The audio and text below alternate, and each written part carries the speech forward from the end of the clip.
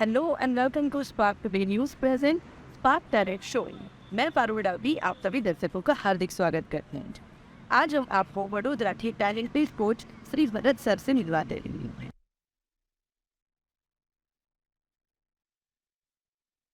नमस्कार sir, welcome to Spark Talent Show. आपके बारे में मैंने इंटरव्यू दे दिया है, लेकिन आप अपने हमारे दर्शकों को दे दीजिए।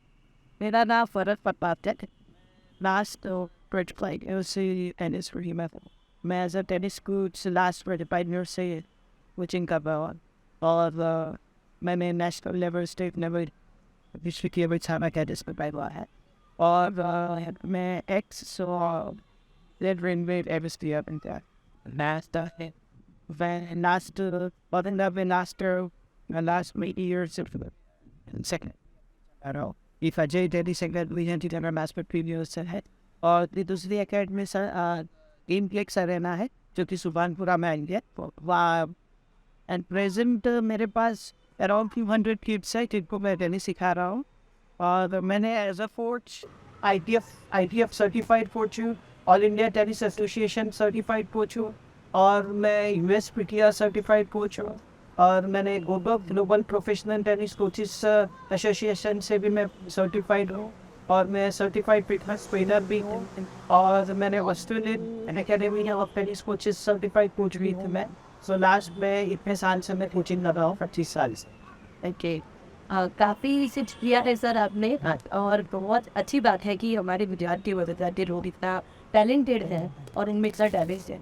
सर जिस तरीके से आप टेनिस कोच बने हैं, अच्छा इसको देख के आप मोटिव हुए कि मतलब आपको कोई मोटिवेशन होगा, इंस्पायर नहीं हो गया कौन हो मतलब आपके गुरुजी में जो बॉन्ड है इनको देख के आप सीखे हैं?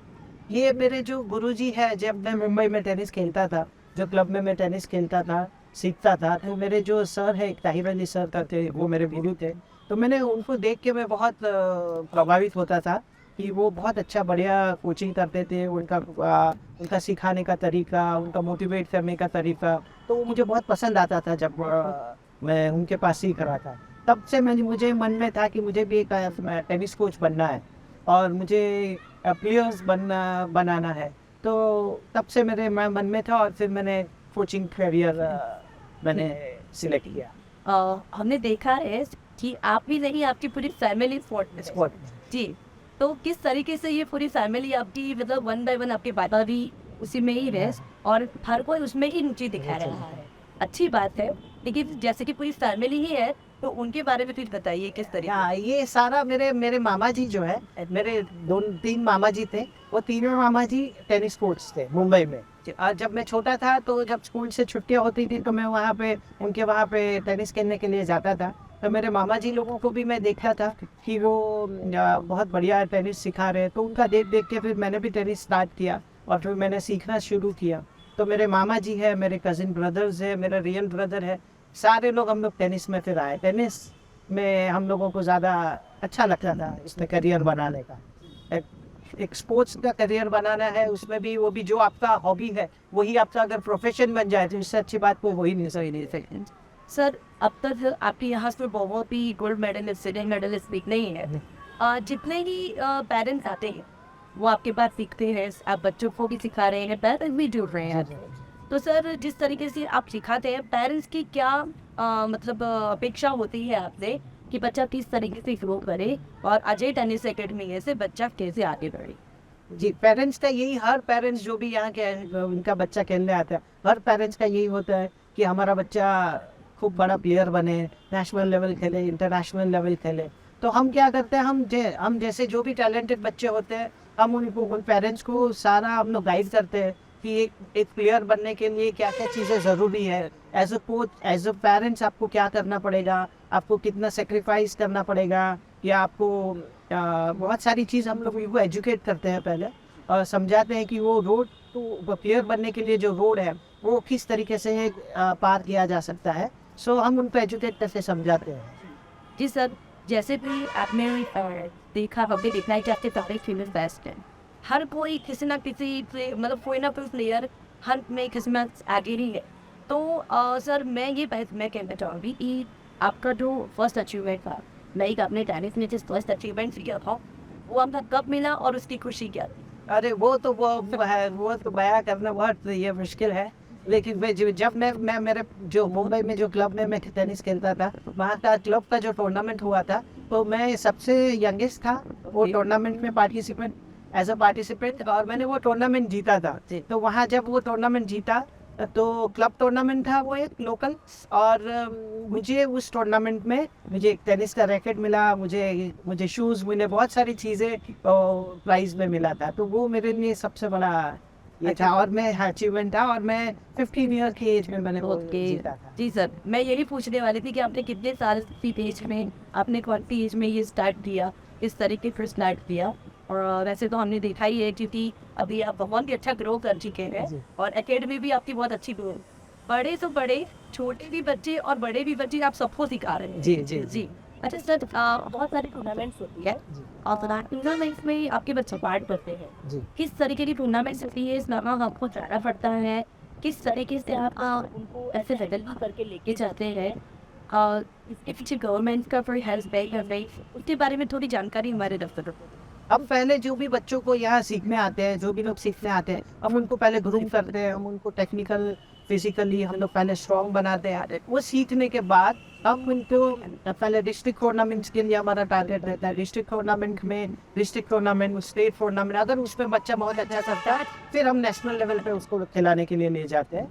और नेशनल लेवल पे खेलते खेलते जैसे ऑल ओवर इंडिया में आजकल टूर्नामेंट्स होती है नेशनल्स की, तो हम उसमें से कैलेंडर हमारा बनता है, फिक्स कैलेंडर बनाते हैं, 2-2 महीने का हमारा प्रोग्राम बनता है, और हम पेरेंट्स के साथ बैठ के डिसाइड करते हैं कि हमें कहाँ खेलना चाहिए। और पेरेंट्स हमें बताते हैं कि बच्चा कब फ्री है, कब स्कूल में एग्ज़ाम नहीं है, वो हमारा सब प्रोग्राम बनता है। फिर हम जैसे ऑल ओवर इंडिया हम खेलने जाते हैं, जैसे दिल्ली है, मुंबई है, कलकत्ता है, हैदराबाद है, सब जगह हम जाके टूर्नामेंट खेलते हैं। हम सब बच्चों को पूरा टीम हम लेकर जाते हैं, जैसे अंडर 12 है, अंडर 14 है, अंडर 16 है, तो हम उस तरीके से सारा ट्रैवल प्लान बनाते हैं। सर, जो आपकी एकेडमी है वहाँ पे बच्चे भी आ रहे हैं, पेरेंट्स भी आ रहे हैं, लेकिन हमारे पॉलिटिशियन भी आ रहे हैं। जी जी जी, और वो भी बहुत अच्छी कर रहे हैं और उनको इंटरेस्ट भी इतना है उसमें। तो जिस तरीके से हमने देखा है कि डॉक्टर विजय श्याम जी वो भी हमारे यहाँ पे आ चुके हैं, आपके यहाँ पे खेल चुके हैं, और वो भी उसमें बहुत अच्छी रुचि रखते हैं और प्लेयर भी है वो। जी सर, जैसे कि आपको जैसे ट्रेन करना आया किसी को, लाइक मैं पूछना चाहूँगी कि एक बच्चे को सीखने में कितना समय लगता है, कितना टाइम देना पड़ता है, आप उसके बारे में थोड़ा बताएंगे? देखिए, टेनिस सीखने में एडल्ट को ही सीखने के लिए आ रहा है, तो एडल्ट को मिनिमम 1 साल लगता है टेनिस सीखने के लिए। अगर वो भी रेगुलर आ रहे हैं तो 1 साल तो मिनिमम, क्लब लेवल टेनिस खेलने के लिए मिनिमम 1 साल लगता है। तो और बच्चे हैं जो यंग किड्स है, जो 4 इयर्स 5 इयर्स आते हैं, तो उन लोगों का स्टेजेस होता है। रेड बॉल है, लेवल 1 है, लेवल 2 है, लेवल 3 स्टेजेस है, ऐसे लेवल 4 तक हम जाते हैं। तो अंडर जैसे बच्चे हैं उन लोगों को 5 इयर्स है तो उनको लेवल 4th लेवल जो प्रॉपर येलो बॉल से खेलने के लिए आता है, तो it takes minimum 4-5 years to play with yellow ball. जबकि फर्स्ट स्टेज है ऑरेंज बॉल है, रेड बॉल है, ग्रीन बॉल है, उसके बाद आप प्रॉपर टेनिस बॉल से आप टेनिस खेलना शुरू करते हैं। सो बच्चों को 4-5 साल लगता है प्रॉपर लेवल पे आने के लिए। सर, मैं आपसे और भी कुछ हमारे दर्शकों को आपसे जानकारी मिले, जी। तो मैं ये कहना चाहती हूँ कि बच्चे के यहाँ पे खेलने आते रहे, काफ़ी बच्चे बहुत ही अच्छा ग्रो करते गए थे, और इस गेम में हमें किस तरीके से ग्रो अप मिलता है और आगे हमारा करियर इस गेम में कैसे बढ़ा सकते हैं? देखिए, जैसे इसमें आप स्टेट लेवल, नेशनल लेवल्स खेलते हैं, जीतते हैं, तो आपको रैंकिंग मिलती है। जैसे जैसे आपका रैंक बढ़ते जाता है, आप इंटरनेशनल जूनियर ITF खेलने के लिए ऑल ओवर द वर्ल्ड आप ट्रैवल करते हैं। इसमें धीरे धीरे जैसे जैसे आपका रैंकिंग बढ़ते जाता है, वैसे वैसे आप बड़े बड़े लेवल पे टूर्नामेंट में पार्टिसिपेट कर सकते हैं। जैसे कि जूनियर लेवल से फिर चैलेंजर्स आ गए, फिर ATP लेवल्स आ गया, तो इस तरीके से हम स्टेप बाय स्टेप उसमें आगे बढ़ सकते हैं और अपना ग्रो करते वो अपना ग्रो हो सकता है। जिस तरीके से आपका ग्रो है वैसे और भी बच्चों का मेरे बहुत सारे बच्चों ने बहुत अच्छा किया, इंडिया टॉप 10 में आए। मेरी एक बच्ची जो थी अनन्या भाटिया करके, वो अंडर 14 में रोड टू विंबलडन के लिए भी जो ट्रायल्स होने वाले थे दिल्ली में, तो उसके लिए भी सिलेक्ट हुई थी, और उसने काफ़ी सारी नेशनल्स और स्कूल गेम्स है, गोल्ड मेडलिस्ट है। खेल महाकुंभ में वो कंटिन्यूस 4 साल 5 साल से गोल्ड मेडल ला रही थी। तो इसमें काफ़ी बच्चे लोगों को आगे बढ़ने का मौका मिलता है। जी सर, एक गुरु का और जहाँ पे पेरेंट्स अभी एकेडमी में लेके आ रहे हैं बच्चे को, तो वो एक मोटो रहता है, उनको भी इस अपेक्षा रहती है कि हाँ हमारे बच्चे यहाँ जा रहे हैं, सीख रहे हैं, तो वो गुरु कुछ ना कुछ उनको आगे बढ़े। तो आप उस तरीके से बढ़ा तो रह ही रहे। और सर एकेडमी भी बढ़ रही है, बच्चे भी बढ़ रहे हैं। अभी मैं एक क्वेश्चन और करना चाहूँगी कि इस गेम को लेके गवर्नमेंट की तरफ से आपको क्या हेल्प है और क्या हेल्प आप चाहते हैं वो हमारे चैनल के माध्यम ऐप बता सकते हैं। हमारी गुजरात गवर्नमेंट तो बहुत अच्छा हेल्प कर रही है। जैसे आप खेल महाकुंभ खेल रहे हो, तो खेल महाकुंभ में जो जैसे बच्चे हैं, तो बच्चों को क्या होता है कि जैसे डिस्ट्रिक्ट खेल महाकुंभ होता है, फिर स्टेट होता है। स्टेट में आप सिलेक्ट होते हो तो फिर आप जिसमें अगर गोल्ड मेडल ला रहे हो, स्कूल गेम्स में आप गोल्ड मेडल ला रहे हो, तो गवर्नमेंट एवरी मंथ उनको 5,000 to 4,000 to 5,000 रुपीज़ दे रही है बच्चों को। वो एक बहुत बड़ा हेल्प हो जा रहा है। अगर आप नेशनल लेवल, इंटरनेशनल लेवल पे बहुत अच्छा कर रहे हो, तो गवर्नमेंट वो भी जैसे 2 लाख 3 लाख, फिर वो जैसे जैसे आपका लेवल बढ़ता है, आप जैसे इंडिया रिप्रेजेंट करते हो, इंडिया के लिए कुछ अच्छा अचीव करते हो, गुजरात स्टेट के लिए कुछ अचीव करते हो, तो गवर्नमेंट बहुत अच्छा हेल्प करती है। मैं इतनी सारी टूर्नामेंट हम लोग जहाँ जहाँ ट्रैवल करते हैं, तो बहुत सारे स्टेट के कोचिज़ लोग जो हमको मिलते हैं, वो सारे लोग खुश को हम बता सकते हैं प्राउडली कि हमारी गुजरात गवर्नमेंट हमें बहुत स्पोर्ट्स में हेल्प करती है। जब से श्री नरेंद्र मोदी जी ने ये खेल महाकुंभ शुरू किया है, उसके बाद से बच्चों को, सारे प्लेयर्स लोगों को बहुत हेल्प मिली है गवर्नमेंट की तरफ से। ये बात तो माननी पड़ेगी कि गुजरात गवर्नमेंट टेनिस प्लेयर्स लोगों के लिए, टेनिस नहीं, बहुत सारे गेम्स में बहुत आगे आती है और हमको हेल्प कर रही है। कोचिज लोगों को भी हेल्प करती है और देंगी पेरेंट्स स्टूडेंट्स लोगों को, जिससे उन लोगों का पेरेंट्स का थोड़ा सा बर्डन भी कम हो जाता है, उन लोगों को एनकरेज करती है इस तरीके से। तो गुजरात गवर्नमेंट को मैं बहुत सारा थैंक यू बोलना चाहूँगा और उनका हेल्प ज़रूरी है। हमें फ्यूचर में भी ऐसे ही हेल्प करते रहे, मेरी ऐसे ही आशा है। जी सर। सर जैसे कि हमने बहुत ही जाना आपसे, और सर बहुत से यंगस्टर होंगे का, बहुत से बच्चे होंगे, बहुत से पेरेंट्स हमारे शो से जुड़े हैं, आप उनको कोई मैसेज देना चाहेंगे अपने स्पोर्ट को लेकर? देखिए मेरा मैसेज यही रहेगा कि आप अपने बच्चों को, आज के ज़माने में एक स्पोर्ट्स होना बहुत ज़रूरी है, चाहे बच्चा हो बड़ा हो, सबके जीवन में एक स्पोर्ट्स का होना बहुत ज़रूरी है। आप अपने बच्चों को स्पोर्ट्स खेलने के लिए एनकरेज करिए। वो स्पोर्ट्स खेलने से ये होगा कि उनमें बहुत पेशेंस आएगा, उनका पूरा पर्सनालिटी चेंज होगा, उनमें फाइटिंग स्पिरिट आएगी, टीम स्पिरिट आएगी, उनका हेल्थ बहुत अच्छा रहेगा, और पढ़ाई में भी बहुत अच्छे होंगे। बिकॉज स्पोर्ट्स ऐसा होता है कि every second you are being challenged and every second you have to make decisions in sports. So इससे आपका रिस्क टेकिंग कैपेसिटी बढ़ेगा और इससे बहुत बेनिफिट होता है। तो स्पोर्ट्स हर लोगों को खेलना ही चाहिए आज के ज़माने में। स्पोर्ट्स के बगैर आपका जीवन अधूरा रहेगा, अगर मैं ऐसा बोलता हूँ।